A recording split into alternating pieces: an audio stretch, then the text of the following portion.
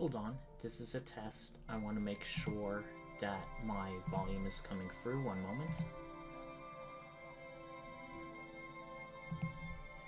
Okay, it seems to be working good, but it's a bit loud on the audio, so let me turn it down a bit. Let me check again. Okay, I seem to be coming in well. So, rather than watching me fight again and again against that super boss for most likely the same results, I decided to play another Final Fantasy game, Final Fantasy IV. I think this will pretty much make each of them I have streamed at some point besides Final Fantasy VI. Now, how should I explain this? There are two versions of this up on Steam, the 3D Mobile and the Pixel Remaster. I tried streaming and the 3D remake, but it had some settings that I had to finagle around in order to get it to show up at the proper resolution and other stuff I couldn't do. So to play it safe, I'm going to do the Pixel Remaster version instead. Yes, we don't have full voice acting or 3D, but at the same time, it has much of the same essence of the experience. Plus, it's also one I will more likely be able to 100% achieve, so there's that.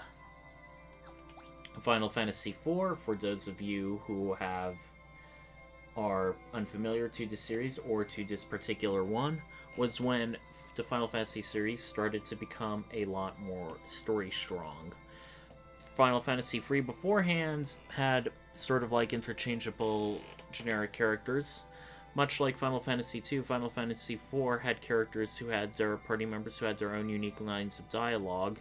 But unlike that one where some of them had a lot more screen time than others, a lot of them have very in-depth conflicts, drama, their own goals, and quite a bit of detail. Also, like Final Fantasy II, it had party members who can come and go, but at the same time, unlike Final Fantasy II, many of them sometimes stayed around for quite a bit longer. You often had radically different party setups as you played through the game, until you eventually set off with a final team of 5, 4 of whom were from the original game. Also, hello there, LA Cozy. I hope you are doing well. We were earlier streaming Final Fantasy V to defeat an optional super boss, but that didn't well. Anyway, enough talking. Let us start.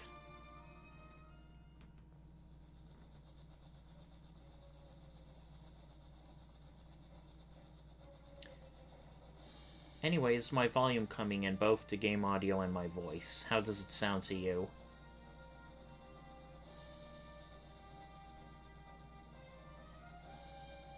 Just let me know. Captain, we will arrive at Baron shortly. Very well. That's Cecil in the center. Our main character, our protagonist. Captain seems kind of down. After what we did, who wouldn't be? Those are orders, but yeah. Seems like it's seizing upon the familiar Final Fantasy trope of magic crystals, but it doesn't look like we're the good guys at the moment. So, beginning the game that way is a bit of a subversion. One moment, please.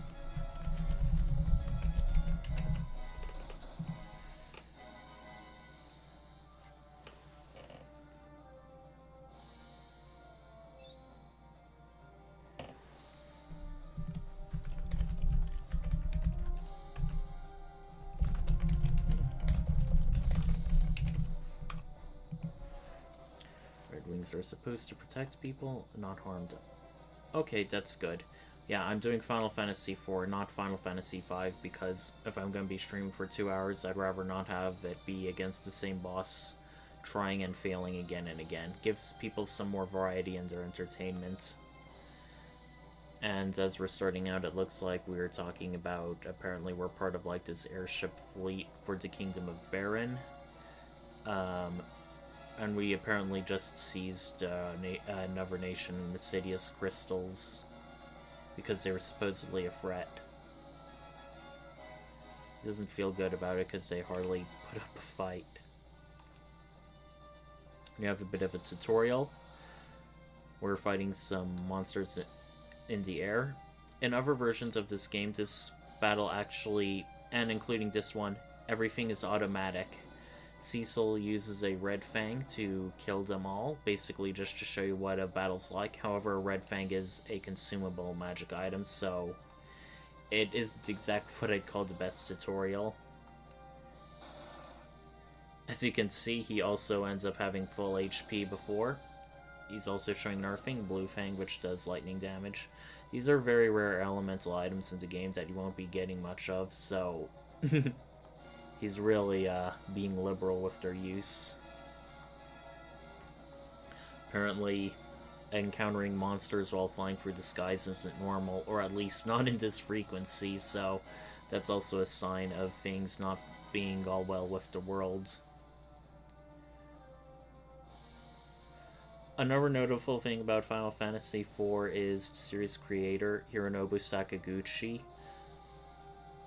The Final Fantasy games were released in very rapid succession. Final Fantasy I was released 1988, I believe, and then 1987. 2 is 1988, and then 3 was 1990. So a lot of them were literally put out one right after another.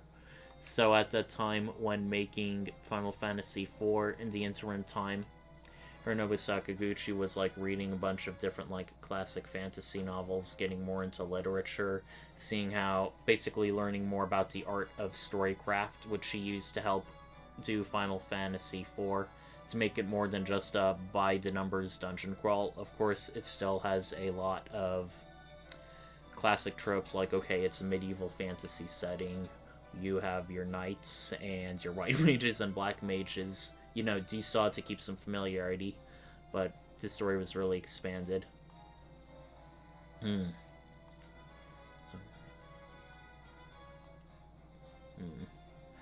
Looks like the person we're working for isn't the best or most moral. And now, of course, the music has now gone blank. We hand over to Water Crystal. You kind of get something ominous is about to happen.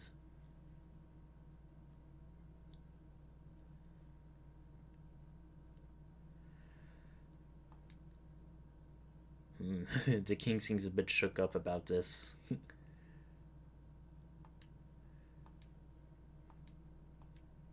Uh-oh. He's definitely oh, I want everyone to follow me without orders. No will of their own. You're basically just extensions of my will. And he says, okay, you're committing treason. Well, I'm going to be merciful, and you have to deliver this bomb ring to a village. Which, amusingly, is a bit of a translation error, because originally the ring was called a package, and you didn't exactly know what you were transporting. So sort of calling it a bomb ring kind of gives a part of the game away. And as you saw, Kane, who is another knight of Baron, tried to stand up for us. Get some rest. Leave tomorrow's preparations to me. Now, we now seize control of our character. We have Cecil the Dark Knight, and already there are a bit of differentiating. Not only is there 5 different party slots, which is probably the most of any of the mainstream Final Fantasy games, we also seem to have our character, we can't really see his face. He actually looks kind of intimidating. Black helmet, horns. His class isn't like your typical fighter, thief, whatever. He is a Dark Knight, and all of his things are dark swords, dark helms. His equipment has dark magic. So yeah, we are not playing as the good guys initially starting out. We are also level 10, unlike me starting at level 1, which is another differentiation in the Final Fantasy games. When you were starting out, you were usually either newcomers or people unused to the world. Since we are one of the finest knights of our kingdom, we already have a bit of competence in our field. We can talk around to the other soldiers. Some of them seem to have mixed feelings about the king. Disturbing rulers. They were the guys who pushed us out. Can we go north? Well, nope. Let's see our key items. A ring received from the King of Baron.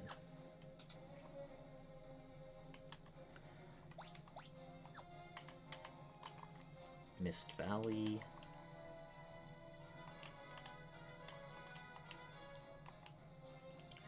Cecil says he's sorry to drag Kane into this. Protect merit, not to plunder.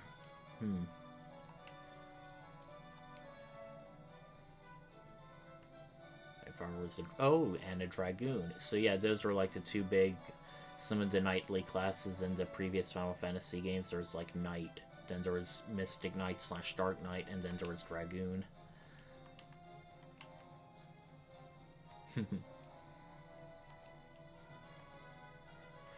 One other thing is, unlike the other Final Fantasy games, or at least the other Pixel remasters, you cannot name your characters. Their names are already all predetermined. And also, like Final Fantasy II, we have a nation called Mysidia. Now, Mysidia was supposedly one of those things that would have been a recurring element. It was like a country full of mages or a village. But past Final Fantasy IV, they didn't really become a thing. In Final Fantasy VI, there was a creature called a Mysidian Rabbit, which Setzer can summon on a gambling result, but otherwise, ever since Final Fantasy VI, I don't think they were ever mentioned, so that's one of the things that didn't become immortalized, like a Tonberry or whatnot. So, we start out in a castle, and going south, we meet up with Rosa. She is sort of like the resident major white mage of the story. She is also Cecil's girlfriend / fiance. Yes, there is a bromance element in the game, but instead of something developing naturally, it's sort of already predetermined. It's like, oh, we're already in a relationship. So, Final Fantasy IV is also like the first Final Fantasy game where we sort of end up having romantic relationships between the major characters as a plot point. It wasn't a thing in Final Fantasy V, but on the other hand, it wasn't until 6 where you had Locke and Celes being like a thing. I think it was until Final Fantasy VII and later that the main character being in a romantic relationship was sort of like a standard set in the Final Fantasy series. Like, you had Squall and Rhino in Final Fantasy VIII, you had Zidane and Garnet in Final Fantasy IX, you had Tidus and Yuna in Final Fantasy X. I haven't played Final Fantasy XII or XIII, so I cannot say for certain either of that. Final Fantasy XV was, I don't exactly know how to describe it. Because, you know, the main character Noctis was, like, supposed to be engaged to this woman, of a princess of another nation, but he hardly gets to interact with her, and so I don't really know if that counts. Oh, and here we're speaking to Cid. He is basically the mechanic creating the airships for the Kingdom of Baron, and much like in Final Fantasy V and I think Final Fantasy VI, it's been a while since I played Final Fantasy II. I don't exactly remember the story of him, but once again, he's like, oh, I want to create these technological innovations, but the only people who can really fund my projects want to use it for tyranny and war, so it's like, what do you do then? That was a similar thing that happened with, like, as I mentioned in Final Fantasy V Let's Play. A lot of people who were creating airplanes did not necessarily want to make them for war purposes, but during around World War II and World War I, various powers wanted them to, and they wouldn't have really been able to get funding otherwise. Air travel was still a very much art in its infancy. Yes, you had, like, hot air balloons and blimps, but they weren't like the massive like cargo freighters and planes that we have nowadays. So it's kind of interesting to see how things like that developed. And it's sort of interesting to note how in the Final Fantasy series they kind of hint upon the fact that airships, if they were in a fantasy setting, people will inevitably use them for violence and warfare ends. They're just, it's basically like, imagine medieval Europe, but a nation had like its own air force, and none of the others didn't. Alright. Looks like we can go to sleep now.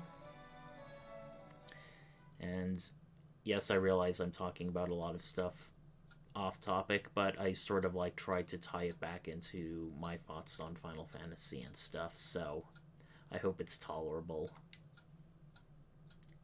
And now there's no more music, there's just a ticking of the clock in the background. You definitely know that I do appreciate how this game, like, when things are becoming serious, they just either not necessarily change the music, but just have it be silent. What's going on? You just returned from the city and I must journey afar to battle some phantom beast. It's all too sudden. Yeah, I mean, well, that's a typical thing about keep your friends close and your enemies closer.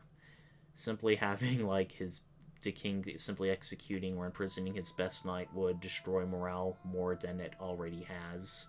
So, if he says, oh, I'll just send you off on a quest to be far away from the seat of power, that makes me look tough but fair, but it also keeps any of my biggest critics away from me. That's something several political leaders have done in the real world. And now we're being consoled by Rosa, and Cecil is having second thoughts about his life and where it's ended up. This was a good scene in the 3D remake too. I also like how they really captured it in Final Fantasy IV as well, even in the 8-bit version.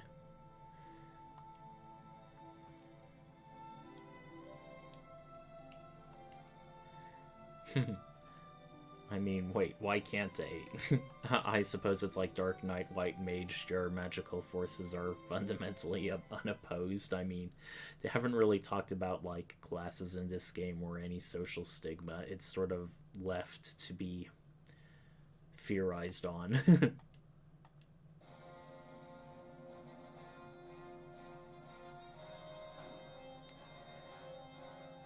And now, even though the king hates us, we're going out with Kain on a very triumphant sounding journey. Oh, look, if you see in the background, this is a world with 2 moons. I think many Final Fantasy games, not all, but some of them had interesting celestial bodies. Final Fantasy IX also had 2 moons. Final Fantasy VIII, it just had 1 moon, but it's like that's where all the monsters lived, and every so often all the monsters would somehow fly from the moon down to Earth, which were often prophesized as apocalyptic events. There is sort of an interesting thing where the Final Fantasy games have an awful lot of implied world building, or their worlds and limitations at the time, but sometimes for certain big things like moons, religions, stuff like that, they don't really expand on things. Like, I do know that over in Japan they released these ultimate guides which, like, talk about the history and lore behind the games that isn't directly covered. Like, you learned about in Final Fantasy VI that the Evil Empire was originally created as an international peacekeeping force after the War of the Magi. You also learned other things, and I think many of them have been translated into English, but to varying levels of quality. A lot of them are first and foremost art books, rather than being like a setting Bible. So it's nothing like on the level of Tolkien or a lot of tabletop RPGs. And now we are on the world's map. The Pixel Remaster did get some criticism on some of its graphical choices, or more specifically, how the forests look. Now, compare these forest sprites. Oh wait, actually, they look like they improved them. they looked a lot more chonky and puke green when the game first came out. Now, as we're starting out, even though we're not magic users, we do have special things. Darkness and jump. We can normally attack, and that usually does the job good. Cecil, as a Dark Knight, can use darkness. It basically drains some of his own life force, where he attacks all enemies with a wave of darkness. Darkness is considered its own special element in the game, meaning some creatures are weak to it while others are not. It's basically like Holy, whereas Kane's jump is much like the Dragoons. He leaps in the air, cannot be targeted by anyone, and he eventually falls down and does more damage than if he did a physical attack. Now, even though both characters are in the front row, Kane did a lot more damage than Cecil with his attack. But if we look at the characters, Cecil has a much higher strength score than Kane. He actually, Kane is sort of slightly better in almost everything else. Agility, intellect, or agility and spirit, but not stamina. So, let's see. Attack plus 10, attack plus 9. So, I don't exactly know why Kane would be doing so much more damage than Cecil. Let me see if it persists in other battles, or if that we were just lucky. Okay, 64, 15. Wait, is Cecil in the back row? I don't think he should be, because I definitely recall having him in front. Let's just see. Okay, we leveled up. Okay, order. Okay, both are in front. Before we go, it may be a bit decepting. Alright, see you, LA Cozy.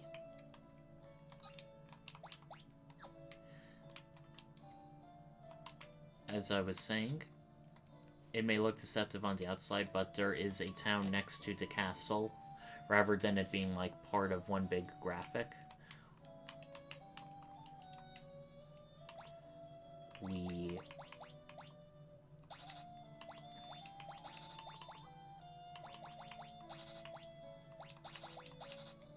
Alright, having a little bit of each should be good for the item shop. Alright. So it looks like the townsfolk are free to speak their minds about the state of affairs in Baron. We also learn about something else here. This cozy little town has what can only be described as a teleportation road. It was used to connect to a far-off nation of Mysidia, but since we went to war with them, they are closing it off from us.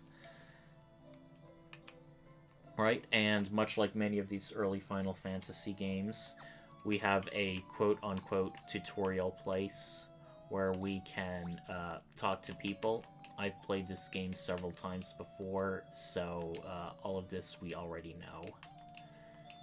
But it's always good to rememorize yourself. One moment.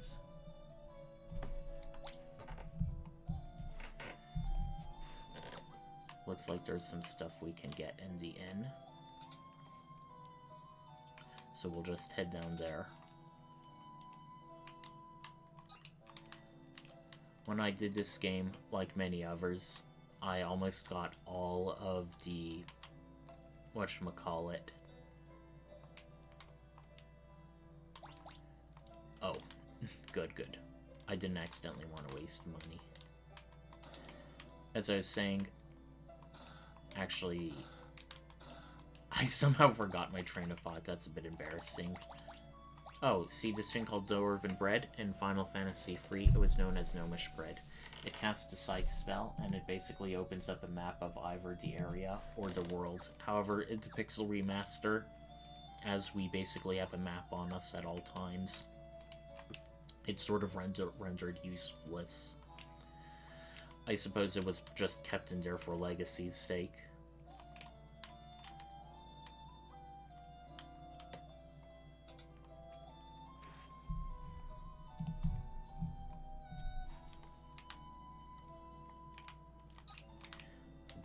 more potions. And wow, who are you to order a Dark Knight around? Well,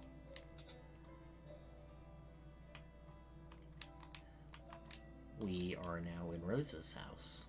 It's nice to see that even though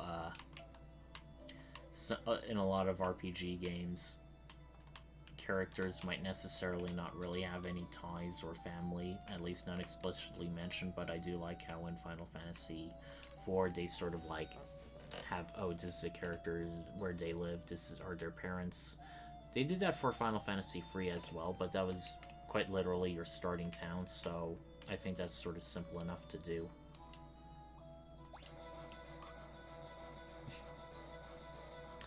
And here we basically have a dancer. Much like in Final Fantasy V, not all, but there are several towns which have like these dancing girls who will basically just dance around for fun. Some of them may be part of a greater quest, and some of them are just like sort of like setting the stage for like local scenery and culture. Okay. And once again, there is quite a bunch of hidden stuff around.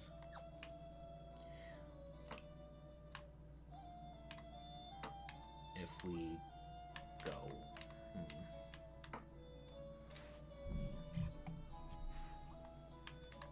How do we get up there? Oh, there it is. Bridge. Oh, and we hear about like an old waterway. But what exactly how is that relevant to us, I wonder? Oh, and another quality of life thing is if you're basically going around and there's a hidden item, the game will prevent you from walking over it. It is basically like a blockage. And with that exclamation point, we are more than able to find it easily. There are half the chests in this area we cannot easily access, so it'll be the kind of thing where we come back to Baron later we can get. I don't think I've been up here on the far left. It's Cid's house, and Cid is there sleeping. And we can just check out his bookshelf and see it's all stuff related to helping build airships.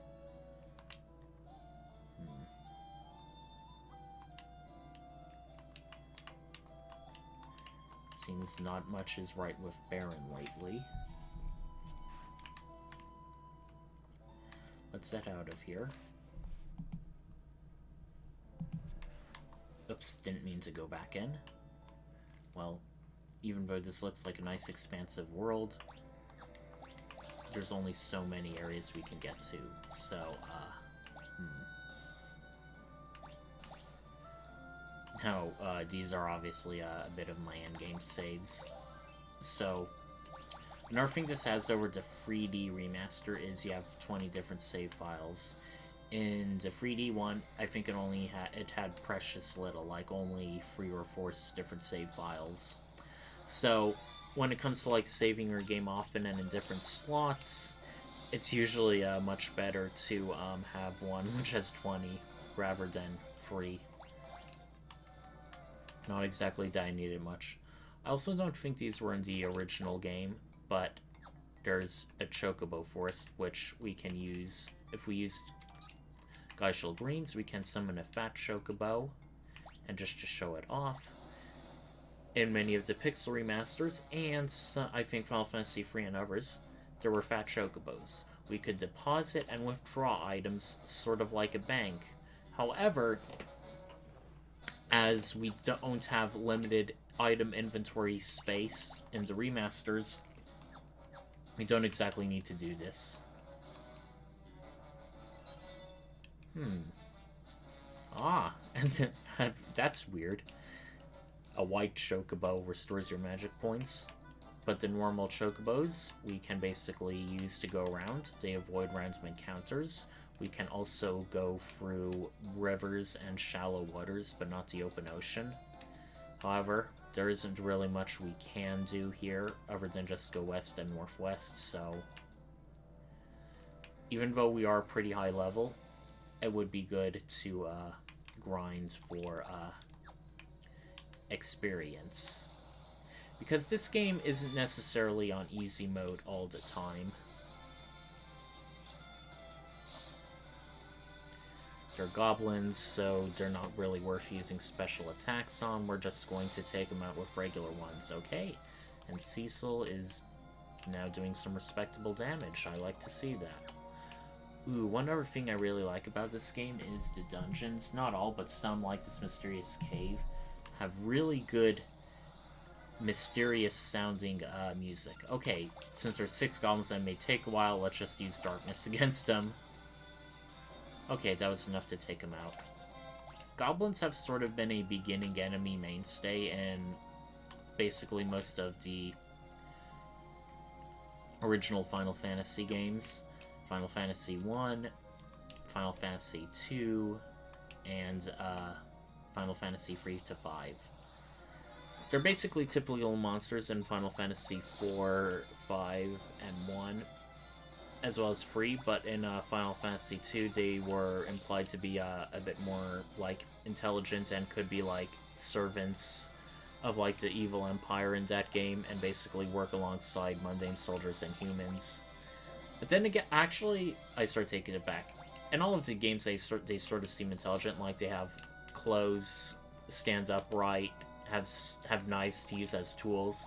Just in Final Fantasy 2, they're sort of implied to be like a monster that can be reasoned with, yet are still evil, I guess. I really like Cecil's sword animation. It's like, it's not just a normal slash or cut, it's like, bam! And then you just see, like, that white crescent arc. Oh! Now, this is nice. This is one of those super rare drops for summons. You will have a summoner party member who can learn summons. Now, summons in this game are not necessarily gained by level, but gained by story. However, there are 4 optional summons in the game that are only gained by an enemy drop. In case of Goblin, it drops Goblin. And we really seem to luck out because they have a less than 1% chance of dropping, so I'm going to quick save. And that is one of the achievements, getting all 4 of the optional monster drop summons. I do not look forward to getting the non-goblin ones, because some of them are, like, monsters who aren't necessarily pushovers. In one case, like the Mind Flayer, it's the rarest enemy in a certain dungeon, so we'll really only need to get that one by, like, using Siren, which is an item that automatically summons the rarest enemy on a dungeon floor level or world map region. When I first played through this game, I did not get any of those drops, not even goblins, so getting it right now is like, man, feels good. Then again, Final Fantasy IV is like one of the shortest Final Fantasy games. You can easily complete it in under 20 hours, so it's a very good game to just, you know, pick up and play. Ooh, I think I overspent. They actually recover 100 HP, not 50. I'm just too used to doing it the other way. Okay, we are getting much more ominous warnings telling us to go back.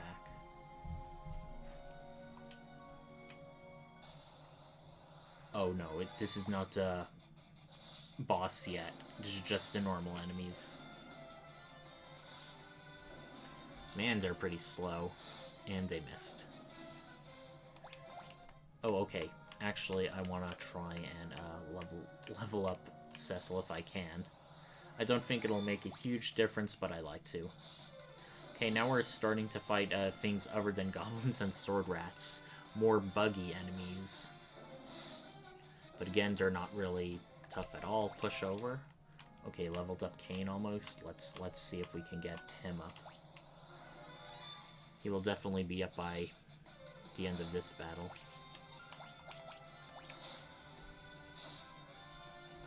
Okay, may have been a bit of a waste, but it just makes it faster. Oh, and that sword rat survived the darkness. Wow. Ah, we are being addressed, and someone knows who we are. Leave now, or suffer the consequences. Welp, if we chose no, we wouldn't be able to progress in the game, so we eventually had to just say yes. So it's like, but thou must.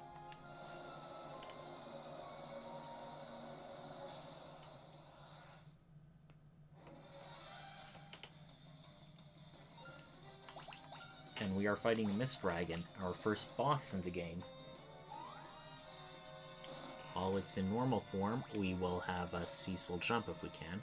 We do not want to use Darkness too liberally, because this monster can actually hit worth a damn. Well, eventually. Right now it seems to be a bit weak.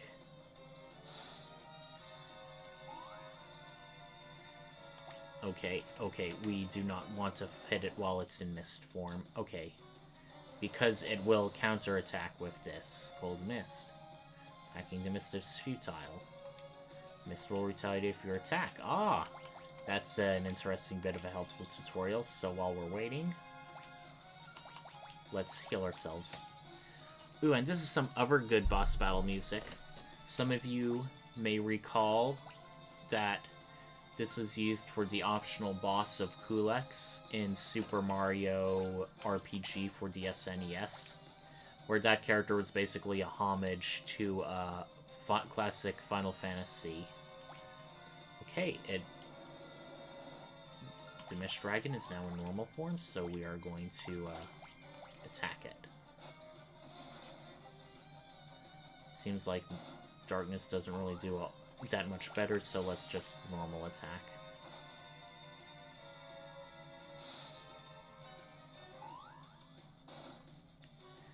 Seems to be slightly stronger.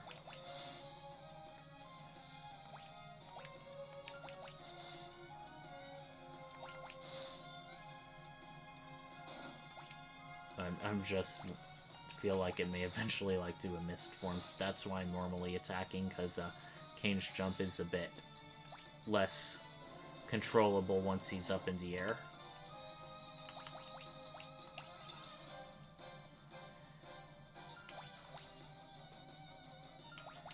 So we're just going to defend for now.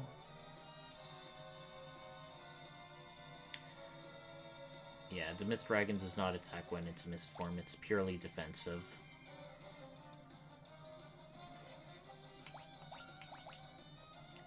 Okay, returning to its dragon form. When it says attack now, who is like speaking? Is it like Cecil or Kane, or is it just like our own instinctive training picking things up? Unlike some other Final Fantasy games, when you defeat bosses, you do gain gil and experience.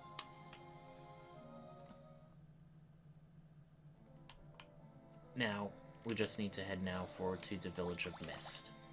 Before we do so, let's save again. And even though I think it automatically unequips, we are going to use remove all on Kane. Because this game will be infamous for one thing that we'll find out soon. Well, looks like we found out why the King of Baron wanted us to come here.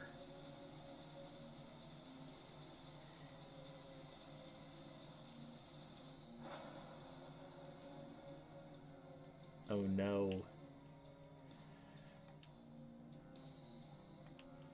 Kane, don't be so hasty. There's still buildings standing.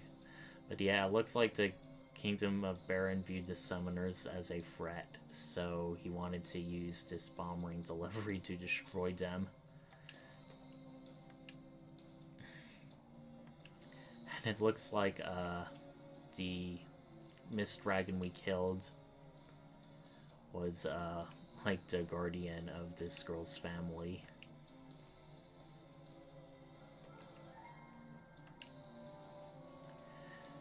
Jesus, Kane, you are cold.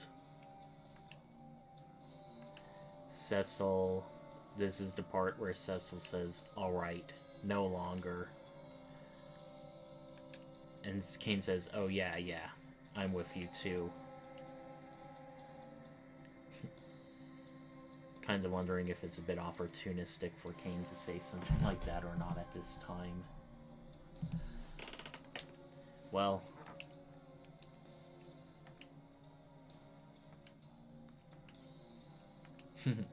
Kane is sort of like the edge bro of this game.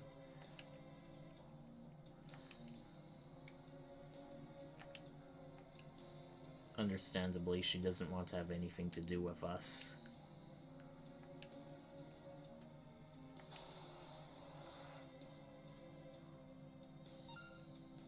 Of course, we're not actually going to attack her. In the 3D remake, this is sort of like an automatic thing. And she didn't actually damage us. That summoning Titan basically transferred to a cutscene immediately. And we are separated from Kane.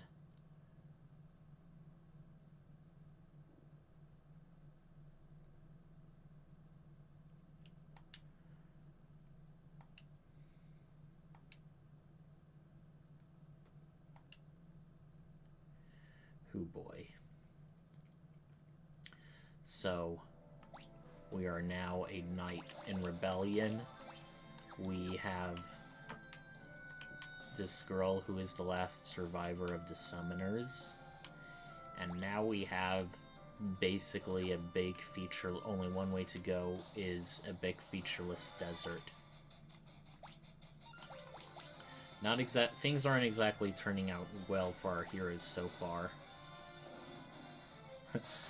I sort of find it funny, desert Shahagans, it's like, Shahagans are normally associated with water, so it's like, seeing a breed or variety in the middle of the desert feels a bit off.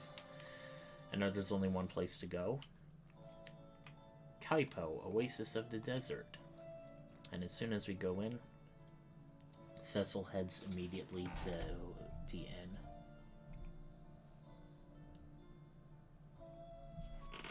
Welcome. Aw, the innkeeper's nice. Then again, I sort of feel like being an oasis in the middle of the desert, you probably have a lot of travelers who are, like, suffering because they just had to go through desert.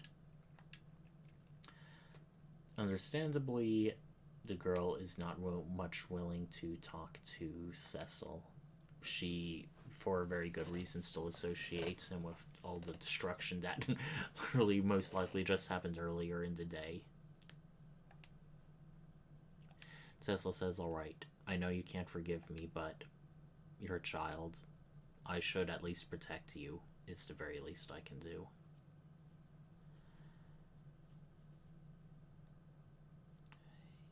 Pretty big words to swear by, Cecil. The music changes. Ah, it's the Knights of Baron. Ooh boy.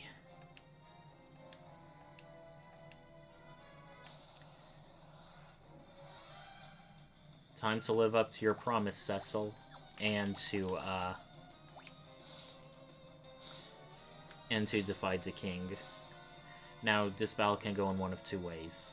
We can take out the normal soldiers first, and then at which point the general will most likely flee, or we can fight the general first, and if we do that, there are two ways the battle can end. In the 3D remakes, if you killed the general first, the soldiers would have a confusion inflicted on them, which basically meant that they would sometimes attack each other in addition to you. But in this case, if you kill the general first, they will basically commit seppuku, which is kind of grim. You also had to defeat the general in order to add him to your bestiary entry. If he fled, he would not be added. So there's that. So we just killed a bunch of soldiers in the inn. It's definitely JRPG logic. Their dead bodies aren't around, and you don't have to say, okay, how are we gonna hide them? They just are basically don't exist any longer for as long as the story goes. Okay, we learned a bit about the girl. Her name is Rydia. Okay, and here is our second party member. So, let's check her out once we wake up. Or rather, once this cutscene thing ends. Okay, so Rydia, unlike Cecil, who is like the best knight in the Kingdom of Baron, she's basically just a girl, so she's level 1. She comes equipped with some stuff, but nothing really all that fancy. Being a level 1 summoner, she only has a Chocobo magic, which casts Chocobo Kick. It attacks one enemy, but since we have Goblin, she has now learned an additional summon. Goblin Punch attacks one enemy. It is notable because it has hardly any MP cost at all. It is not a very strong thing to use. We seem to learn about some other people. A runaway and a sage called Tella. We have quite a bit of gil to our name too. Let's see if this village has anything to capo punch. I like that. Anything to buy. Looks like once again there are places blocked off. And again, these people are sort of telling us more about the world and some future quests we're gonna go on.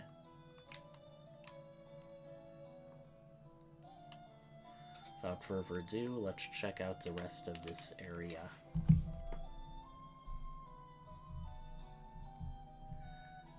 Okay, there it is. And she gives us a bit of advice tips. Move them to a back row. You cannot freely make people all in back or all in front, unlike in our Final Fantasy games. Depending on where they are in the party, you can either have 3 people in front or 3 people in back, while the remaining 2 will be front or back. But since you only have like 2 people, it doesn't really matter all that much. And like in Zero Pixel Remasters, we can basically change our overworld sprite to be different in case we just want to walk around with Rydia. Uh-oh. Rosa got here all the way? Wow, she traveled fast. But where's Kane? He said he'd help her get out. Did she go on her own initiative? Well, regardless of that, she is not looking in high spirits. She seems to have come down with something called desert fever. As opposed to just normal fever. Oddly named. She's Cecil and the terrible, horrible, no good, very bad day.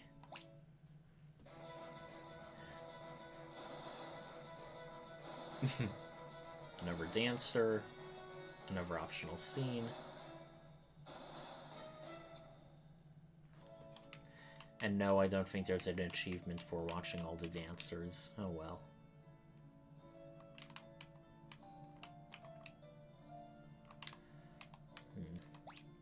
Okay, and like so many other Final Fantasy games, the weapon and armor shops are separate. Okay, let's see if there's anything we can get. Also, let's see if we can sell any of stuff. Spear, Iron Tears, Iron Helm, Iron Armor. This is all the stuff we got from Kane. There's nobody else in our party who can use it, not even Cecil, so we may as well use it to get some free gil. That little bear-like thing, Naming Way, he's a bit different in the 3D remakes because since it's fully voice acted, you can't really change around people's whatchamacallit, you can't change around people's names. So in that case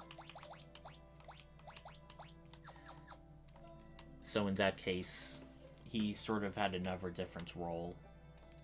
But it feels a bit odd since he shows up. It's like, I have to wonder if there's some limitation. It's like you can't just name a party member as soon as they join like we did with Rydia. No, Naming Way is always close by whenever you get a new party member to rename them. So, where else do we go? Well, we probably want to,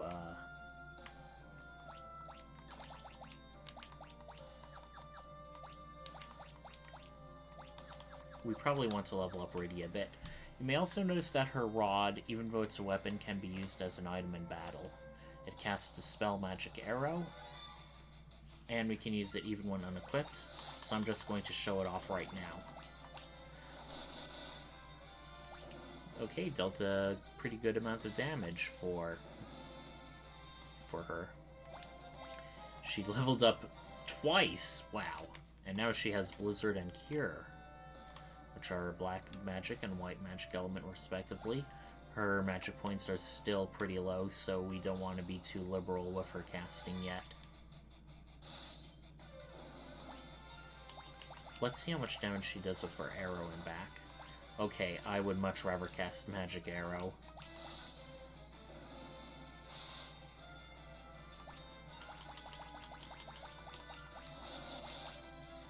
Yeah, 38, that was a good amount.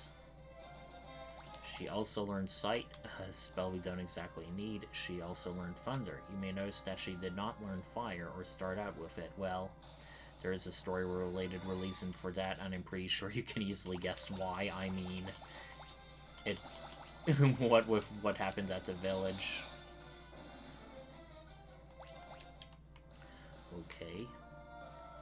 She should level up once more, and by then I think we'll be comfortable to go into the dungeon for real.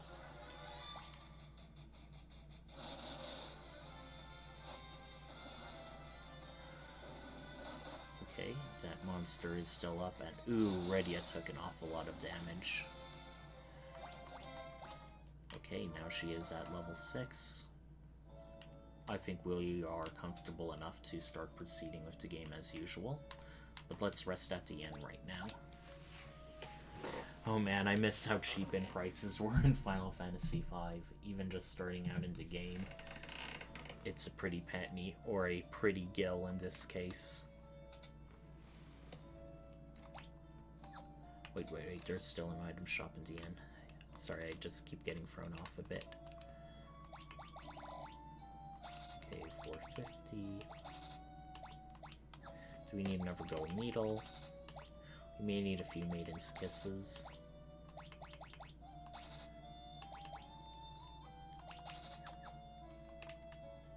I shouldn't have bought Glacial Greens. Force of habit, I guess.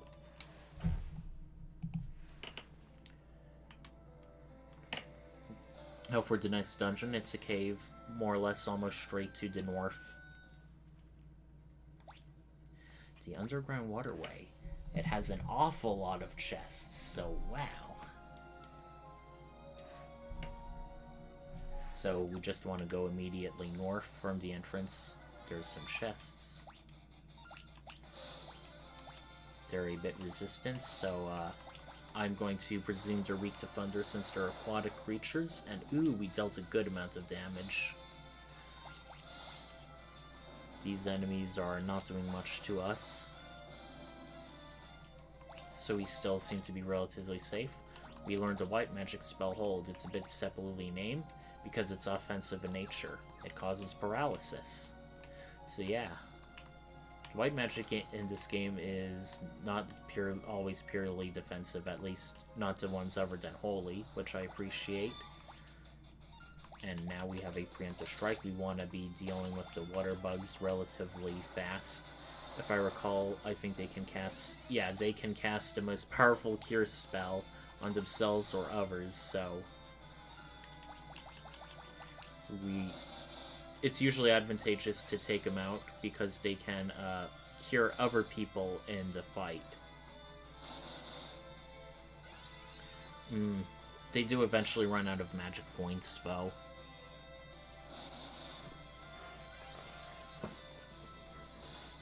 You know what? Let's do things differently. Let's summon Chocobo. And let's use Darkness. Maybe they're weak to it. Choco Kick. Okay, that was an awful lot of damage. I do not regret using that at all. You can see a good portion of the map ahead of time, which I like to do. When I played the 3D remake, I had a pretty big amount of trouble in this because Rydia was so weak.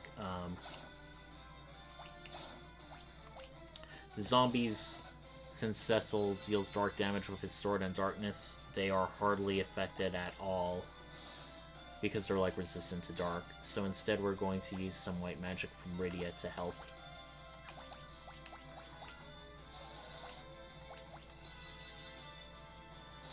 No, I think that's going to be a bit too slow. And too MP wasty. So instead, let's do Blizzard. Is that any better? No, it's not.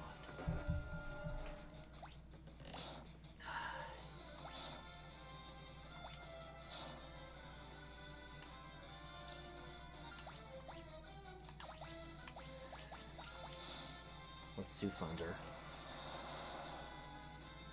Jesus Christ, how much...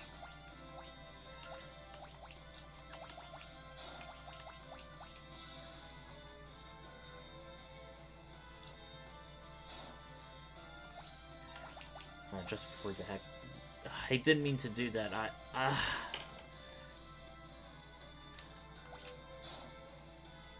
Okay, since efforts are rare and valuable, I am going to be reloading to autosave.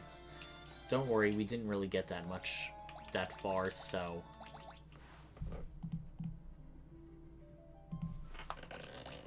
Okay. This is... yeah, see? It's just at the dungeon entrance.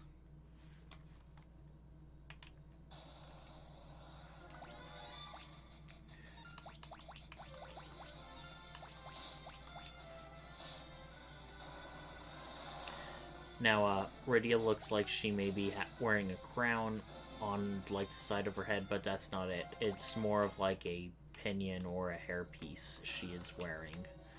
I've seen a, like, more detailed artwork, particularly in post-SNES times, and that's what it is.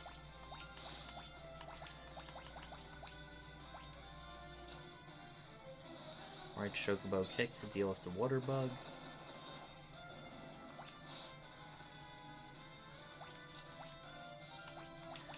Let's take him out with darkness. Okay.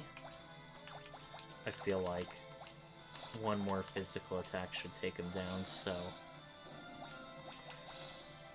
I don't want to be too wasteful of HP or magic points.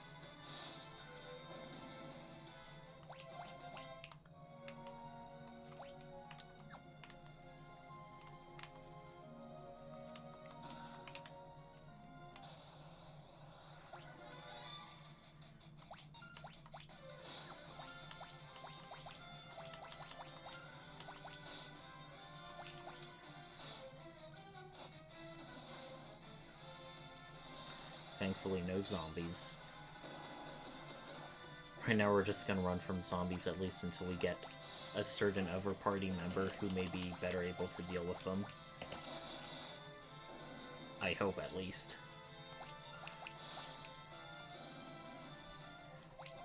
Alright, double level up. Twice the fun. Oh, and we see an old man. He seems to know about the power of the Dark Knights. Ah. We were hearing about this person earlier in the town. He really seems to recognize our features and trades by sight. Maybe it's due to his, like, magical insight, I don't know. He is a sage, which is basically a spellcaster of both black magic and white magic. Tella is a bit of an odd bird, because even though he seems to be very powerful, we don't really have anything for him to equip. His magic is both black and white, but obviously he is hardly really that strong or sturdy. His attributes, his physical attributes, actually have a chance of decreasing when he levels up, reflecting sort of like his old age and failing health. So, he also has an ability called Recall, which randomly has him, quote-unquote, temporarily relearn a spell, which he then casts I think it was for free. Let me check his magic points. No, he does not cast it for free. We have an iron armlet. It can be used by either Rydia or Tella. So let's give it to him, so he's at least a bit sturdy.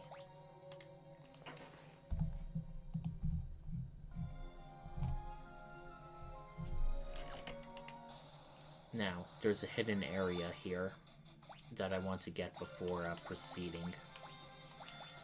Tella can also do fire, unlike Rydia. He does an awful lot of damage, so he's definitely a big asset to our party at this point in the game.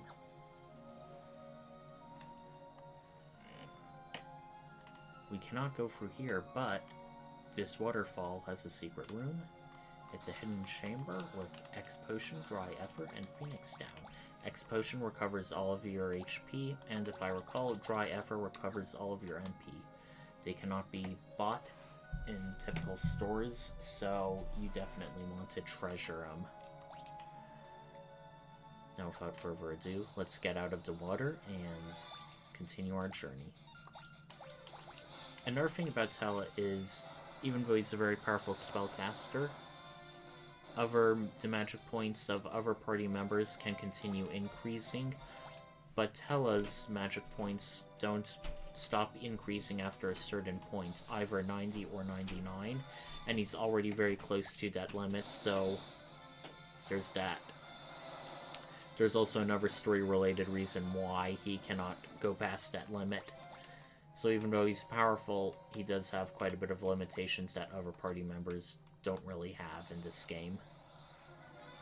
Okay, zombies. Now that we have Tella, he should be able to do fire against them, and if I recall correctly, they are weak to fire. Or rather, they take some damage from it. Okay, we actually did a hell of a lot of damage with Cecil that time. I have no clue why. Okay, now we're back to a 1. Maybe it was a critical hit or something. I don't know what's going on, but who am I to question things? We are now in basement 2. So where to go? Where to go, indeed. We cannot head through here, so we gotta take the long way around.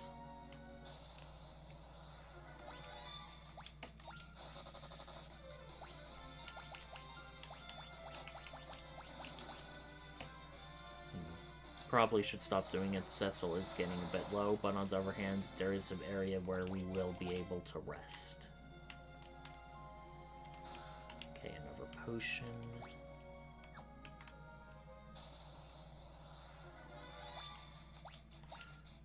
We do not want to attack the water bug because we know it's going to counter with Cure. Next time I think I will show off the other summon. Goblin Punch. You know what? I think I'll do it right now. Woohoo! Summoning a monster to... average damage. For her, at least.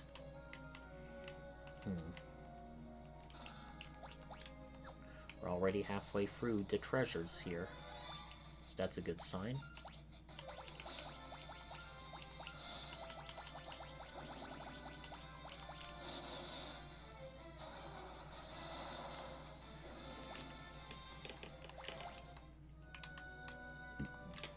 Pardon me?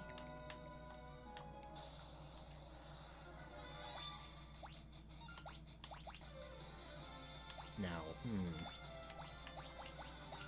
I don't know if there's any MP to absorb from these creatures or not.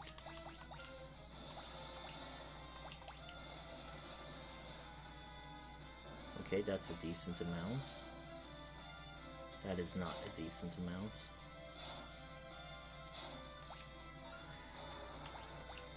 Let's cure Cecil, if they're still up.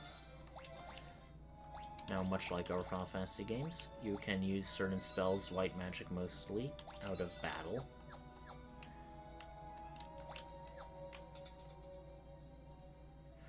And now the good news is this is a tutorial about rest points in dungeons. Final Fantasy IV was the first of the Final Fantasies to introduce this concept. They are much like save points in the rest of the game. Not only can you save here, you can use tents to rest, which basically restores you to full capacity. And I don't know if it gets rid of status effects and KO or not, but yeah. In the first few Final Fantasy games, you did not have these, so it was very much an endurance run for dungeons, but now in Final Fantasy IV they eased that burden quite a bit. We get a bit of character development. Tella basically asking more about Rydia and others, and he's telling a bit about himself. He seems to be upset because his daughter eloped with a bard who he didn't like, and he basically wants to try and quote-unquote rescue her.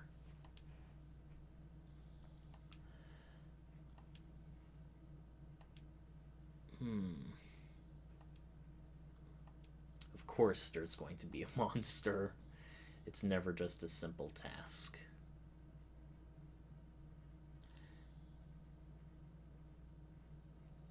I don't think that actually consumed a tent because this is a scene that happens regardless. In case you ended up using all of your tents, this would happen anyway.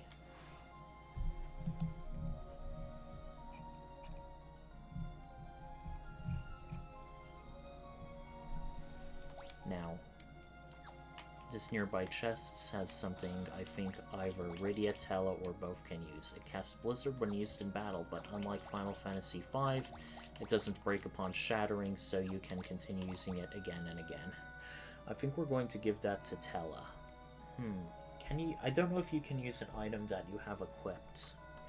I'm a bit unsure on that. Well, there's only one way to test and find out. So let's do just that.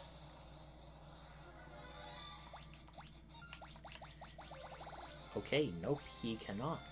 So, let's see how much Tella does with Magic Arrow. Hardly any better than what Rydia does, so...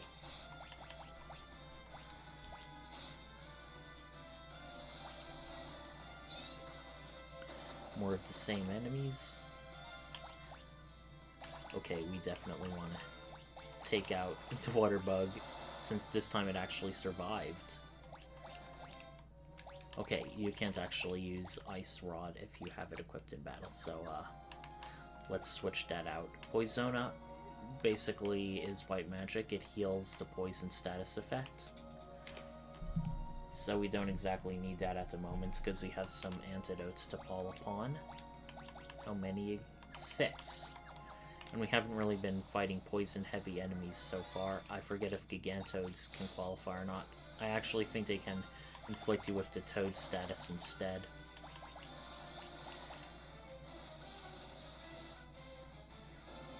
Okay. For 1 magic point, that's actually a pretty decent amount. I may actually start using that more. Rydia has a new black magic spell, Warp. Warps the party back to the previous floor. Can be a pretty useful item to use in dungeons when you don't want to entirely exit. Bomb Fragment. Single-use item, has the same effect as fire, can be useful to use if you don't have like a spellcaster active.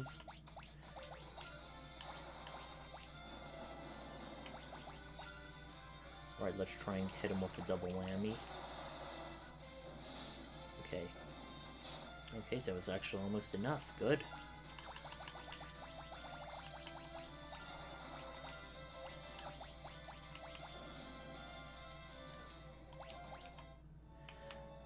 I forget if the original Final Fantasy IV was very grind heavy, because I do know in several of these pixel remasters they make leveling up quite a bit faster. However, even the original Final Fantasy IV was still one of the quickest games to beat, so even in that case I don't think it was by that much.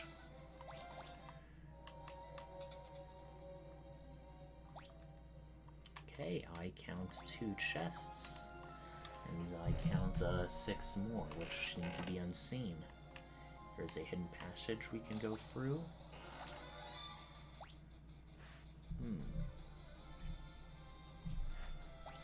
Uh-oh, we are ambushed. Not that it'll make much of a difference, it just gives these enemies free attacks, but As you can see, 1 damage each is nothing to really be afraid of.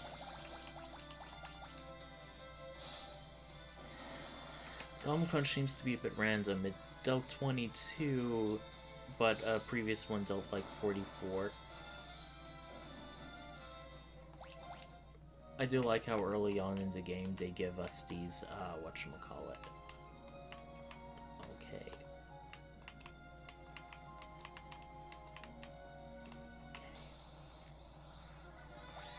Okay, there's an awful lot more enemies now.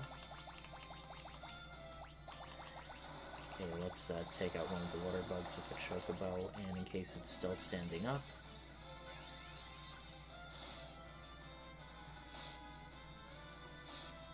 Okay, Rydia. Yeah, I've noticed that apparently to summon magic takes a longer time to trigger than the non-summoning stuff.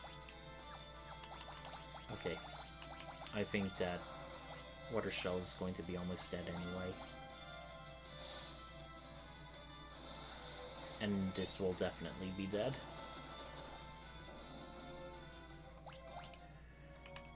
And we are leveling up fast. And now here's our secret way. It is a feathered cap. Increases stats by quite a bit, so do we want to give it to Rydia or to Tella? It seems to actually decrease his evasion, so yeah. Let's give it to... Well, it decreases evasion in both cases, which is kind of funny. Some of these items definitely, particularly heavy armors, give increased protection at the expense of decreased evasion, which is sort of a common thing in a lot of these early Final Fantasy games. But on the other hand, usually the trade-off is worth it. If I recall, these enemies should be weak to... No, wait. Should be weak to Thunder, not Blizzard. What have I been doing? Oh no, please don't absorb them all.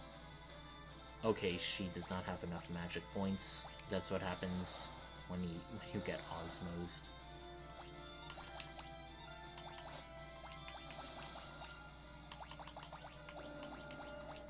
Okay. Okay, at that point an effort can be justified.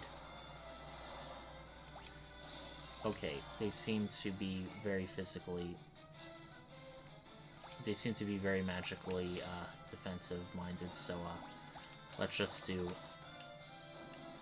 physical attacks on them. Tiny mages could also cast a tiny spell on you. We have seen that effect in other games. Basically, you're tiny, you can only deal 1 physical damage at most, and you take a lot more physical damage in turn. You can still cast magic though, unlike Toad, so it's quote-unquote not necessarily as bad.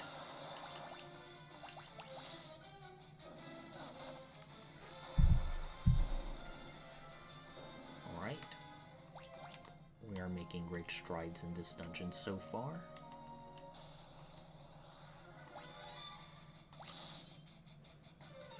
Nothing we haven't seen so far yet.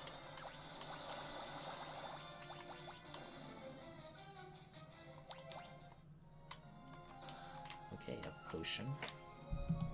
Can't say no to those. And here are the final 4 chests. We may also notice this is sort of a crevice a bit high up. Looking down, we have a beautiful view of the forked river and some forests and mountains. Jesus, how high are we? Then again, this was a cave at the entrance to some mountains, so makes sense. Ah, here are the mouse enemies. They are pretty much renamed Flans in other games. If I remember correctly, only magic can really hurt them, but each of them have a certain magical weakness. I forget if darkness does anything, but only one way to find out. Oof, that missed them all. Let's see how they handle some fire. Okay, they're weak to fire, but they're red. I thought it would be something else. Oh well. Okay, an Effer, an Antarctic Wind, much like a bomb fragment, same effect as Blizzard, but since we have an Ice Rod, we may as well hold on to that.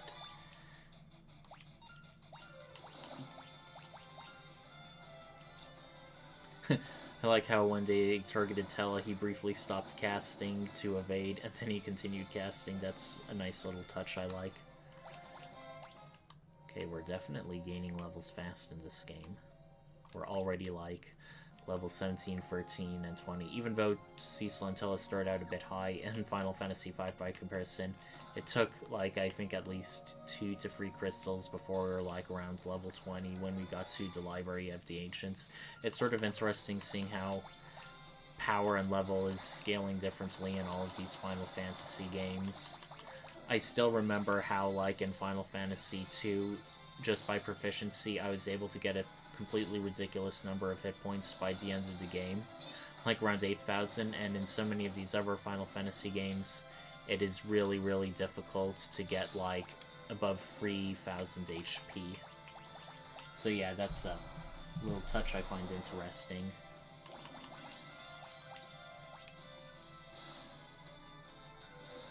Alright. Chocobo kick.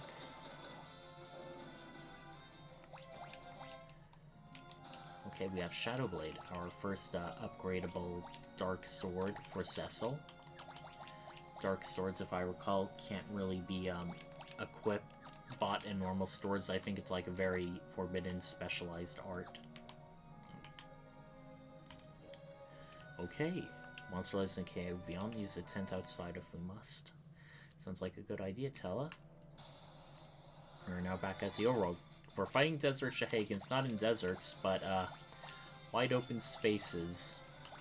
Feels a bit odd if you ask me.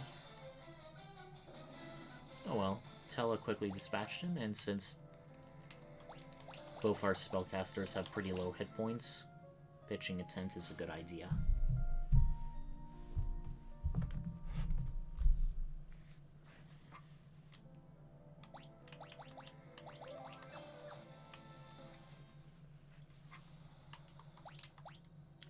A subterranean lake, it counts as its own area, so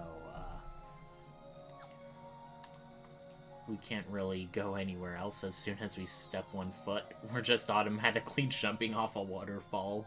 Okay, and even though we're like waist deep in water now, it looked like we jumped in it fully. You know, water that shallow would have definitely caused some damage to fall in, but again, JRPG logic, and ooh boy, we are fighting a hell of a lot of zombies. That is not a sight I like to see.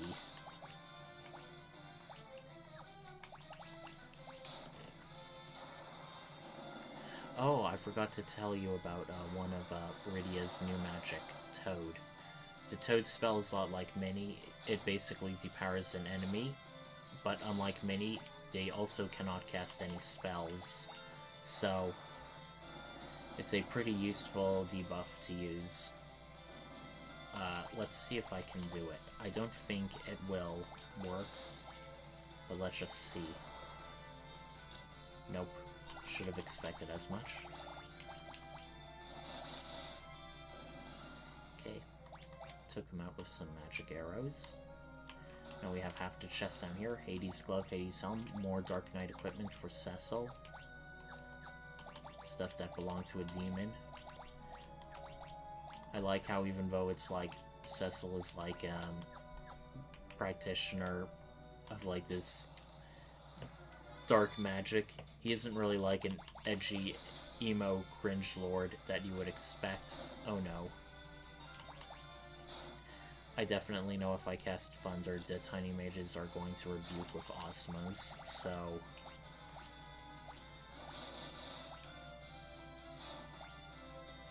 paralysis is something that can go away normally on its own over time.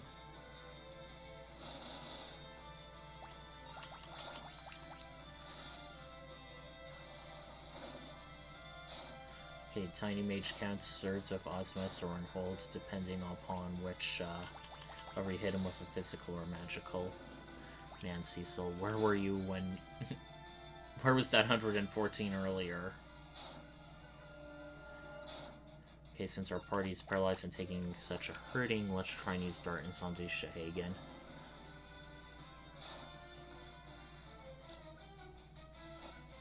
And again.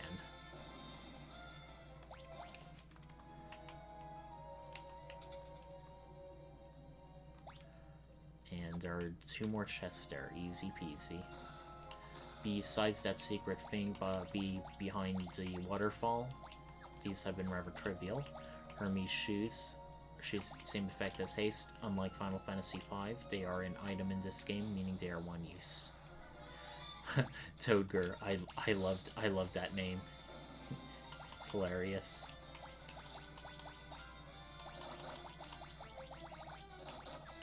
Let's just do recall, see what it does. Okay, good. Very good. I hope that doesn't cost too much HP. Oh god. That drains so much. It doesn't exactly feel worth it to me. Okay, you see that little sprite thing? Looks like some weird still tentacle things. Don't know exactly how to describe them. Okay, these alligators are pretty tough physically, but being aquatic, they should be weak to thunder. Or not. They are hardly taking any amounts. I remember back in like Final Fantasy 1, they were like a mid-level monster, even though they were like totally mundane. So it sort of felt a bit odd when you're like, oh, you fought a lich. Oh, you fought a... Well, not, I wouldn't say a kraken. That was much later. You also fought like the Malaref. And then you're like getting menaced by these alligators who are like pumping out like over 100 damage to your like 200 to 300 HP party. And I'm like, okay, just because it's a real-world animal doesn't necessarily mean it has to be weaker than all your made-up magical fantasy creatures. I mean, I can easily see an alligator like just snapping up a pixie in its jaws, for example, but otherwise, okay, just in case, 311, okay, and we will use Cure on Rydia, and quick save, and just to be safe, we got all of the things in the Subterranean Lake. And here is our next significant boss, the monster that Hela needed a Dark Knight specifically to deal with. An Octomammoth. Man, I love that name. Really creative.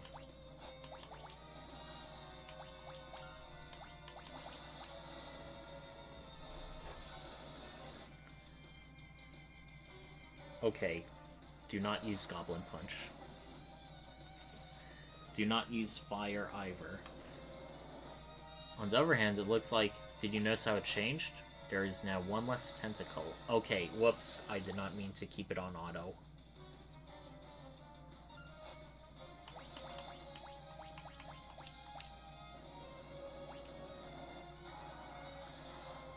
Okay. Let's see if Chocobo is any good.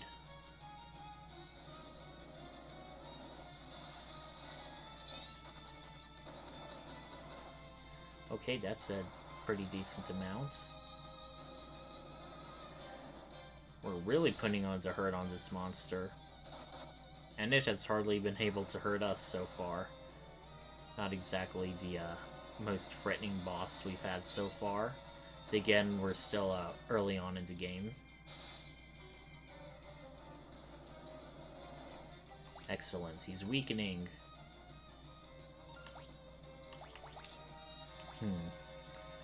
Create illusions of oneself to trick the enemy. Now these are some interesting buffs we can do. Just for fun, let's try them out. Oh, of course, a lot of bosses are pretty status effect resistant, so we have Confused, won't really do much since it's only one of them. We can not really need to warp out of anywhere, so let's try and blink at two of our party. Let's see how much Rydia does with Thunder. I think I'll stick with the Chocobo.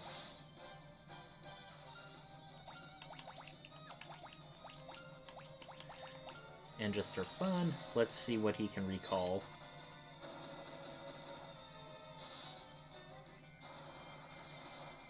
Oh, Thunder. You already knew that one, silly Tella.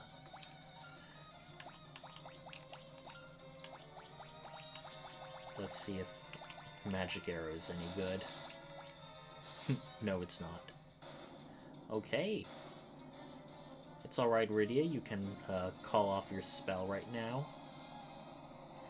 On the other hand, she's leveled up once again. Man, we're leveling up fast. Alright, Damsien is just beyond this waterfall.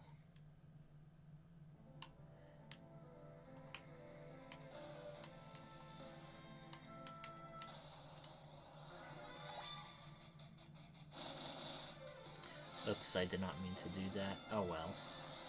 We will get a rest point soon enough.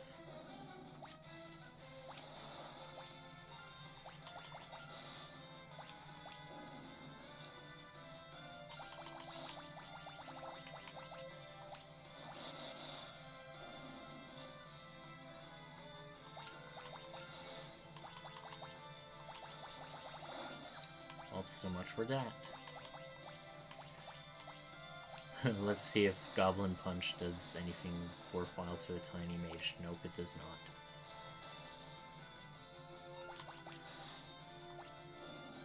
You know what? Let's try Goblin Punch on a goblin. That'll probably be good for a good few laughs.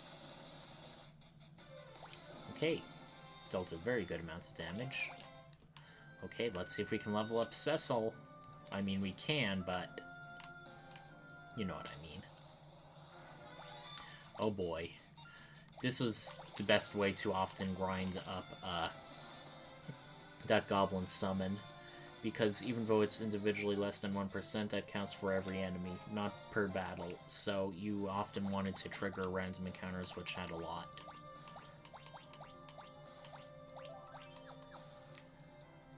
Okay, without further ado, we go into automatic cutscene mode as we sort of look around the mountains. Jesus. First Mist, now Damsien. Looks like explosions, fire, and death seem to follow in our wake as of lately. But this time, it's not our fault. Still, not something you want to see. Wow, when the music changes to this on the world map, you know shit's gone real.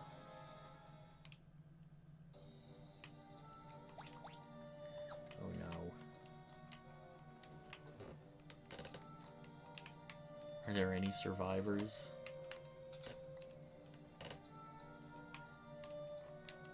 Oh no. The king now has 2 crystals.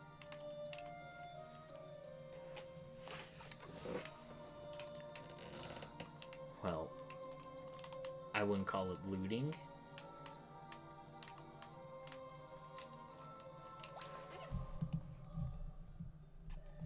Wait. There's actually one place we can go. From the entrance, we can actually wrap around. That's an interesting thing in a lot of Final Fantasy games. You don't actually go outside. Some hidden areas allow you to technically walk outside of an area without going onto the world map. So now we have some stuff. We have another feathered cap, another crossbow, and a ring that prevents the pig status. It's like a frog, but not as disastrous in effect. So now we have 2 feathered caps. We do want to equip the ruby ring with, I mean...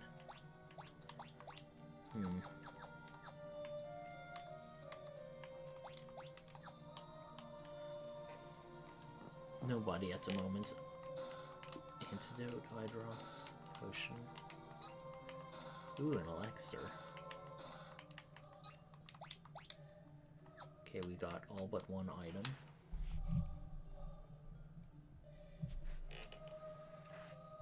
By now, we would have gotten 10% of the chests in this game, which is like, you know... Wait. Almost forgot. It's arrow imbued with holy power. Much like in Final Fantasy III, there are different arrows which can do different elemental status effects. I forget if in the original one, I definitely know in the original Final Fantasy III, these arrows weren't infinite, you only had a limited supply or bundle. But in the Pixel remasters of both 3 and 4, they are infinite, which is a good time saver.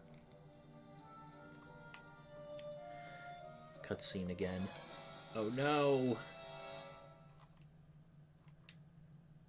The woman he came to save is dead. Oh boy. Not the best time to be around Tella. Okay, this is an infamous line. In the original Japanese, it was like, you love struck bard or you love sick bard, basically saying someone is so in love they have, it impairs their judgment. But when translated into English, they sort of got it wrong and sort of just said, oh, you spoony bard. And it was pretty much became mimetic status, because for this kind of scene where it's like so serious and tragic, just having someone shout, you spoony bard, just did not gel with anything at all.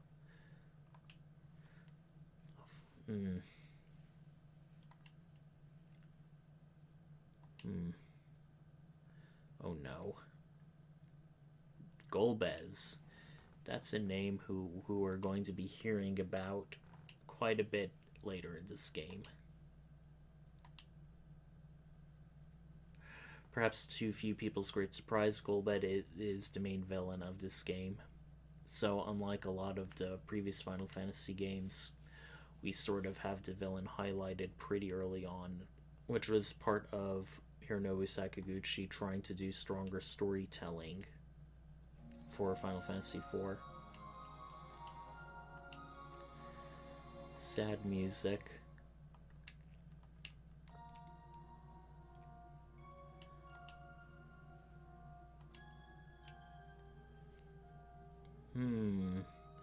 And Cecil never met him, so this is a real fast change of tune.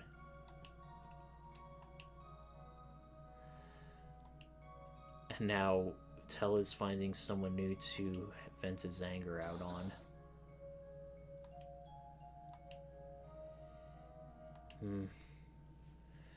Now, in the Pixel remasters, anyone who left your party, they automatically unequipped everything. I guess when I did that for Kane, I just decided to do it just as a reflex. Wow, you're recovering from this really fast, Rydia. Or you're bottling up your emotions. Either way, it's not too healthy.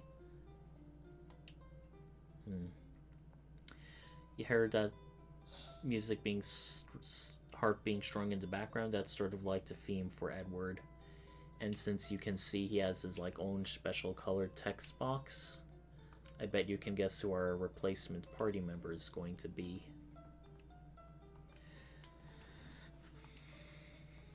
And now we're asking him for help.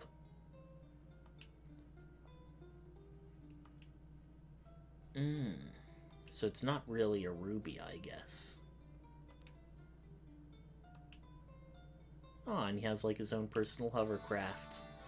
Don't know if that fits well with the whole medieval fantasy going on, but I shan't be one to look a gift horse in the mouth.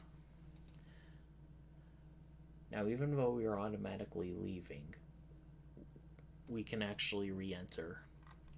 Not for anything new per se, but there are, well, not any new treasures or story development, but some other stuff.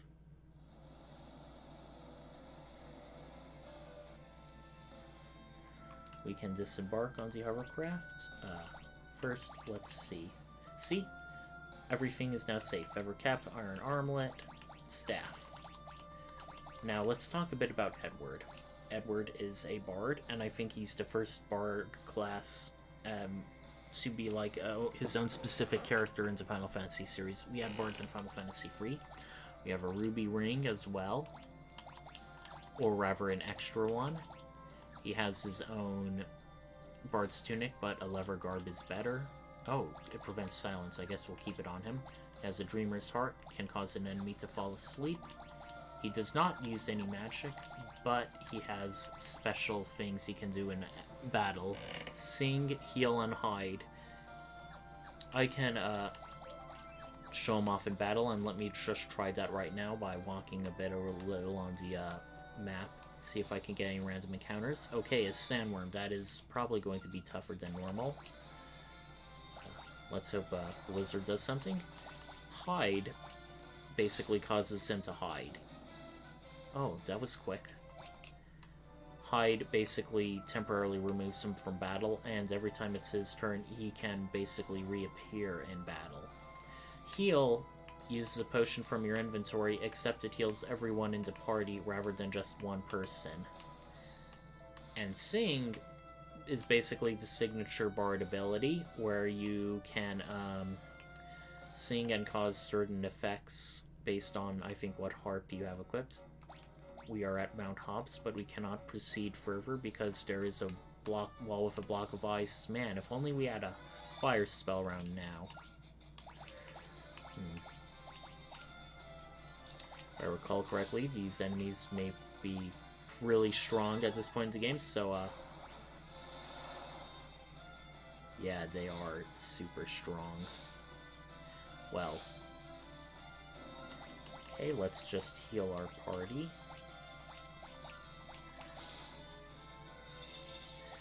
See, he healed a bit, but I think it took potions from our inventory, so it's a bit deceptive. It's like, oh, that's good. Why shouldn't I use this all the time? And it's like, well, there's a very good reason you shouldn't use it all the time. And Harp, I think, is a thing that is technically considered a ranged attack. It's just as useful in the back row as the front. Edward, once again, even though he's not starting at level 1, he is still pretty weak, so we want to level him up a bit. And the hovercraft, like many vehicles in Final Fantasy series, you do not trigger random encounters when going around on it. We seem to see another cave. Okay, it's the Antlion Cave. So we are exactly where we want to be. And the chests seem to be colored a bit different. That is, I think, just completely a cosmetic choice. It doesn't really have any effective... Okay, he seems to do random different songs. They aren't always all the same. And man, we've done an awful lot of damage. Alright. Okay, he is now out.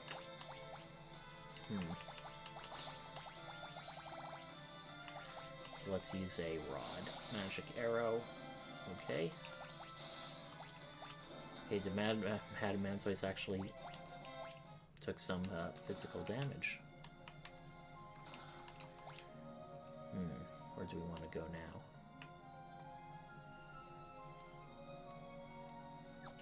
Okay, I see.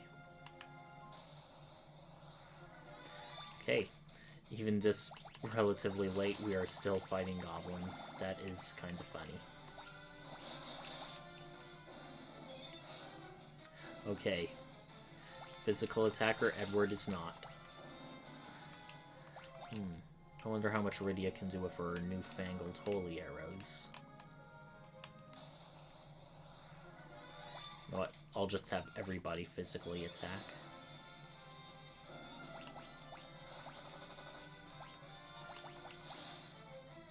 Okay, a decent amount, but as usual, Cecil does more. Okay, that was smart to have Edward just hide like that on auto battle.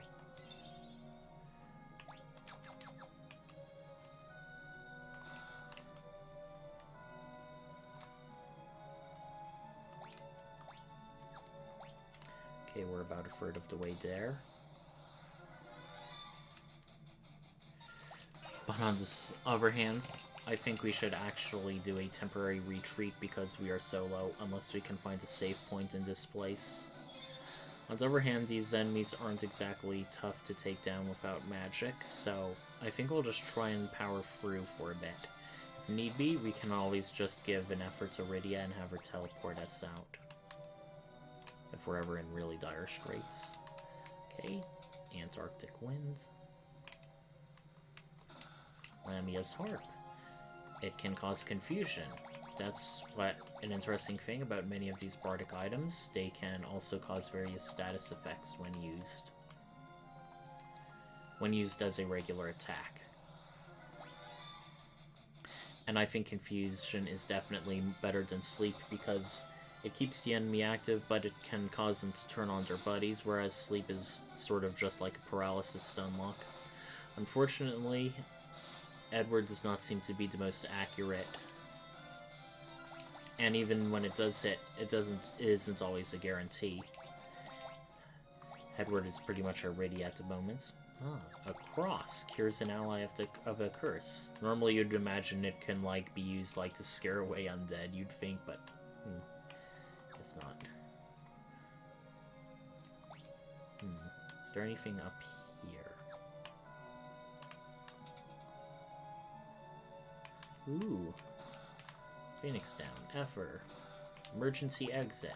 Emergency exits allow you to escape instantly from the dungeon, much like the warps. Well, much like the teleport spell, which we do not have as of yet.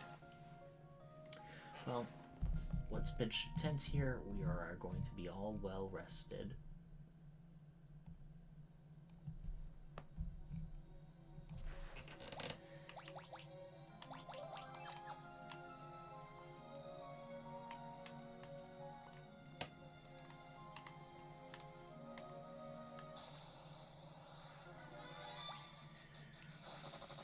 I'm just gonna keep doing our thing. I think the Basilisk can turn you to stone, but obviously we've been lucky so far. And we also have several gold needles on hand, so we're not in any real dire danger. 2 more chests in this area. Easy peasy.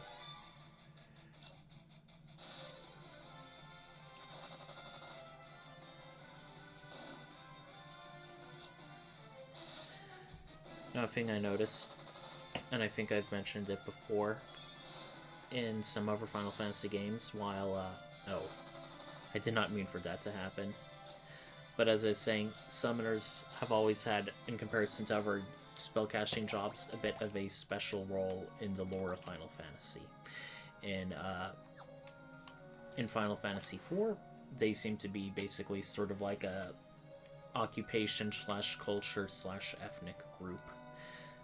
Whereas in Final Fantasy VII, there weren't summoners per se, but there were espers which can be summoned and can teach humans magic. And, okay, they're probably going to be weak to thunder, these yellow jellies, so let's try that out. And as I was saying, in Final Fantasy VIII, there were guardian forces which were used by many, cultures to fight in warfare, but they had the after effects of teaching you abilities, but also erasing your memories. And then in Final Fantasy IX, summoners were back as like their own culture on this far-off lost continent, and in Final Fantasy X, there was an entire religious order around summoners. Also, I will need to come back shortly for a bathroom break. I'll be back. AFK.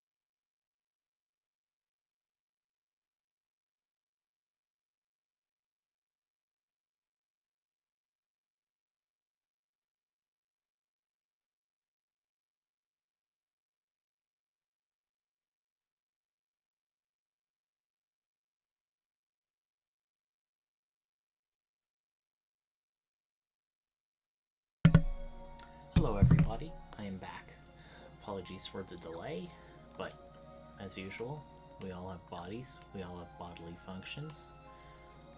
The mind is a plaything of the body, after all. Okay, we seem to be missing 2 chests, and as I'd rather not do any unnecessary backtracking, let's try and find them.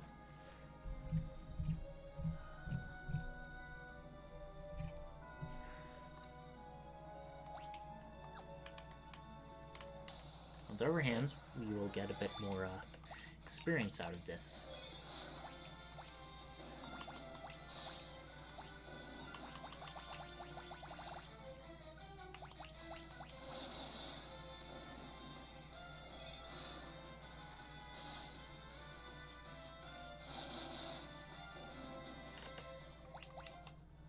And more experience for Edward, which is useful.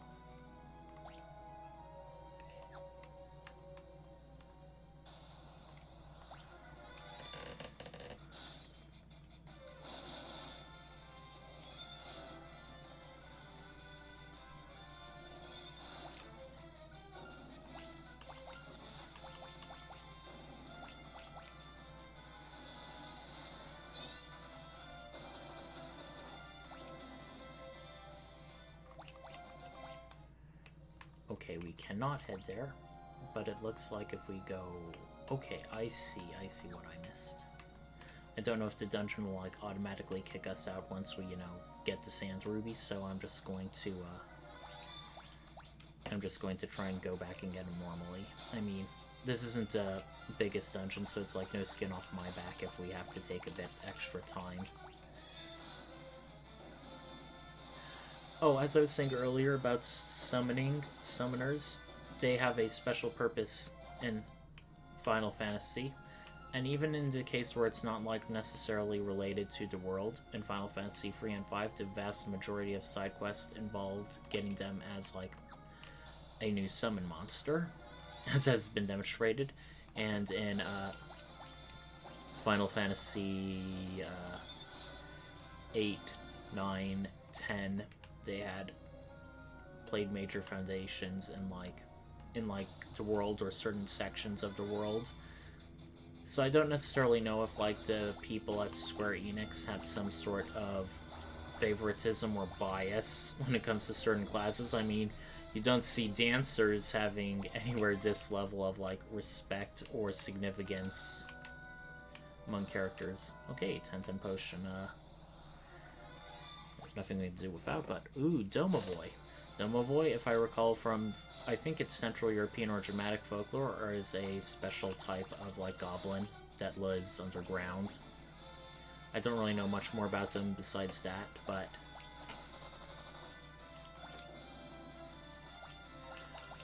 I do like how it's like a differently colored goblin.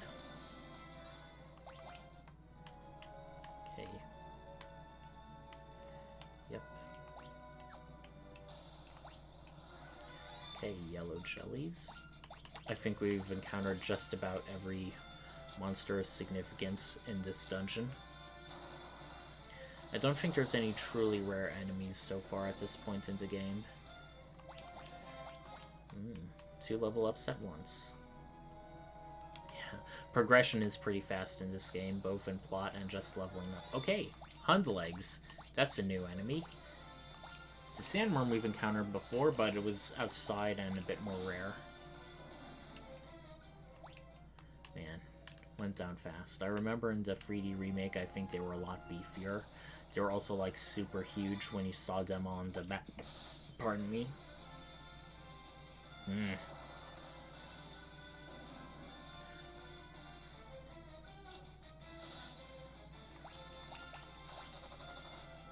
Okay, wow. They are super weak to Holy. That would have been a lot more useful to know earlier. But it's not like we're really struggling against these monsters so far in the game.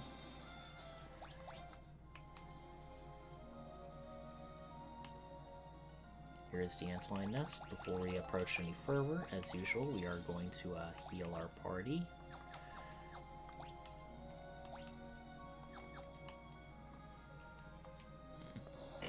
Very knowledgeable of you, Edward. famous last words.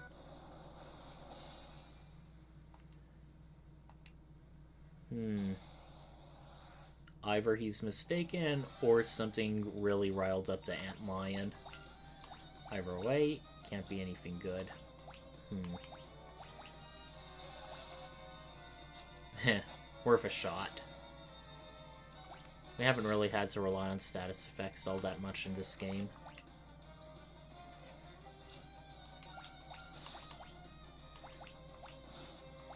Okay. Fortunately, Cecil seems to have a high enough defense that he can easily absorb these counters. But just to... Okay. It's not just physical stuff.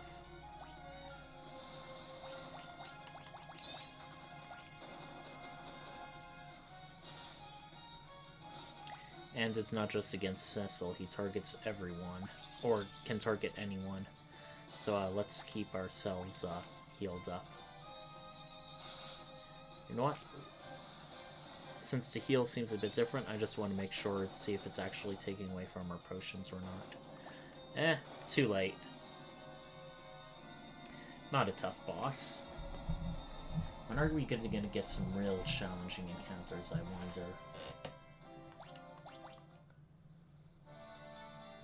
Alright. Sans Ruby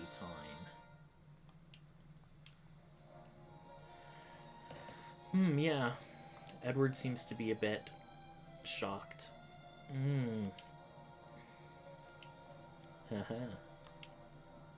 Kind of like how in Final Fantasy II, random encounters of monsters before the game's events was considered an unnatural events because the Emperor was like summoning them.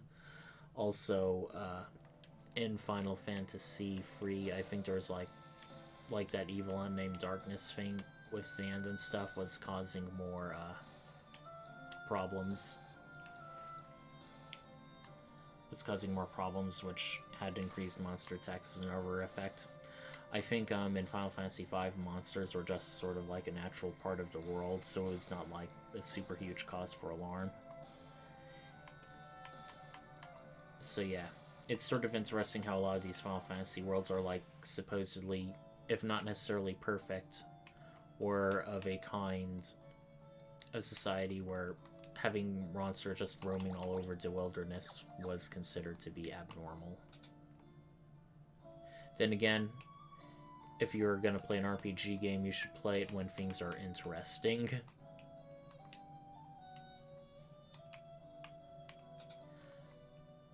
No time like the present. Let's go heal Rosa. And now we can use things. You have to use the right thing, right key item. And apparently it's light is enough to heal. And what a light that was. You're alive, thank goodness. Aww.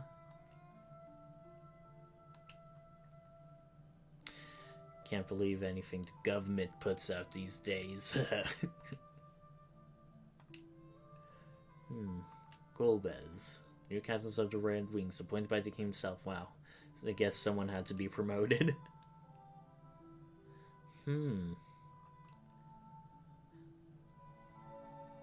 Fire Crystal of Dampian, which he already has. The Wind of Fable, and the Earth Crystal of Troya.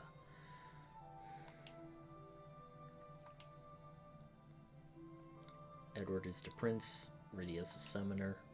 Be able to get to San Ruby. Yeah, I really like how the characters really have their own unique lines of dialogue and can interact with each other. It makes the game feel a lot more real than a lot of the previous Final Fantasy games have been.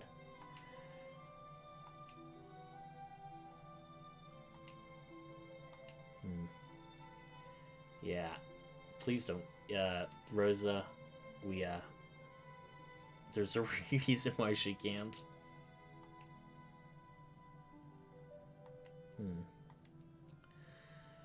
Final Fantasy IV was like also the first Final Fantasy game where people's classes or roles in the party are really locked in. Whereas, although they were locked in during Final Fantasy 1, you could make your own party of 4 with 6, any combination of 6 classes. Final Fantasy 3 and 5 had the very versatile job system. Final Fantasy 2 had the proficiency system, which is sort of similar. Final Fantasy 4, Cecil is always going to be like a physical attacker knightly type. Rosa is always going to be a defensive-minded white mage, although she can do some good damage with a bow later in the game. I think of the various old Final Fantasy games, Final Fantasy IV is the closest to like Dungeons and Dragons or tabletop RPGs where you picked a class and that's pretty much what you were stuck with as being your primary role. Yeah, a lot of people used to think, oh, the newer Final Fantasy games were like really much more open, but even if you look at the old Final Fantasy games, there was quite a bit of variety in comparison to things like Dragon Quest and stuff. Ooh, and it looks like we're fighting by ourselves outside. Ooh, we see the spirit of his beloved. Ooh, I bet this is like one of those, we get to learn something special during the fight. Believe in yourself, Anna. But what exactly? That was one damn strong Shahagan. And we level up. So it's not her physically, it's her spirit. So early in the game, and almost everyone has experienced some great kind of loss of some kind. This is a very good way to justify having our spoony bard tag along with the party. I mean, Rydia's just a child, and Cecil pledged to protect her, so that makes sense. Rosa already knows Cecil and loves him, so there's that. Actually, there's all very good, convenient ways. That's a bit fast. Now, what is there to say about Rosa? Like Rydia, she can equip bows and stuff. She is not a heavy weapons type. She has a host of white magic, including some we have not seen before. Scan determines the target's HP and weaknesses. Very cheap to cast. Slows passing of time.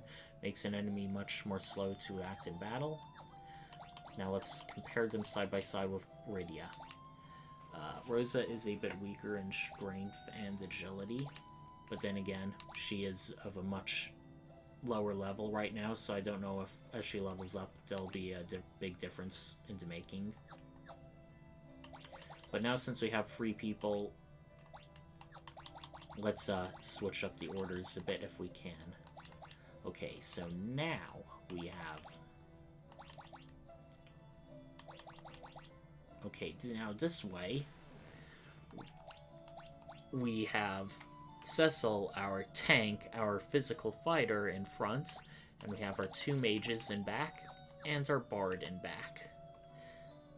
I don't exactly know why they couldn't let you just customize Rose as you choose for whatever, but I guess they wanted to make it to feel a bit tactical.